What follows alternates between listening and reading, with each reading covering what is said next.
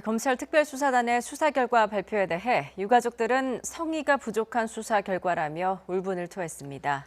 향후 출범할 특검이 영상 저장 장치 조작 의혹 등을 다시 수사할 예정인데 진실을 얼마나 더 규명할 수 있을지는 의문입니다. 박석영 기자가 보도합니다. 세월호 참사 특별수사단은 유가족이 고소고발한 사건 11건, 사회적 참사 특별조사위원회가 수사 의뢰한 8건, 모두 19건을 들여다봤습니다. 검찰은 이 가운데 해경지휘부 구조 책임과 특조위 활동 방해를 제외한 나머지에 대해선 혐의를 묻지 않았습니다. 검찰은 수사 결과를 발표하며 기대에 미치지 못해 실망할 수 있겠지만 법률가로서 법과 원칙에 따랐다고 했습니다. 하지만 유가족들은 과거 검찰 수사로 처벌받았어야 할 해경지휘부만 추가 기소하기 위해 만들어진 특수단임을 스스로 증명한 수사 결과라고 비판했습니다.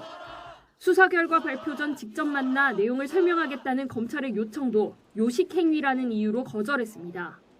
유가족들은 우선 특수단의 불기소 이유서를 받아본 뒤 항고나 재정 신청 여부 등을 검토하기로 했습니다. 그 사찰된 내용을 가지고 보수단체 쪽 해가지고 공격까지 했잖아요. 그런 연관성에 대해서 충분히 설명했고 했는데도 이렇게 성의 없는 수사를 했다는 건 면피용 수사가 아닌지. 법조계 판단도 엇갈렸습니다.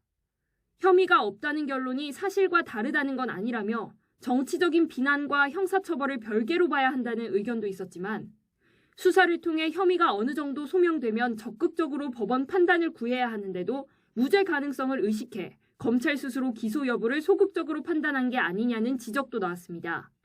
이제 검찰 특별수사단에 이어 곧 출범할 예정인 특별검사팀이 다시 바통을 이어받아 남은 의혹 규명에 나섭니다. 다만 수사 범위가 법원에 제출된 세월호 CCTV 영상 데이터 조작과 DVR 저장 장치 바꿔치기 의혹 등으로 한정돼 얼마나 더 진실을 밝힐 수 있을지는 의문입니다. 관련 수사 기록을 모두 특검에 넘기기로 한 검찰 특수단은 상당 부분 수사가 진행됐다면서도 특검 입장을 고려해 구체적인 언급은 자제했습니다.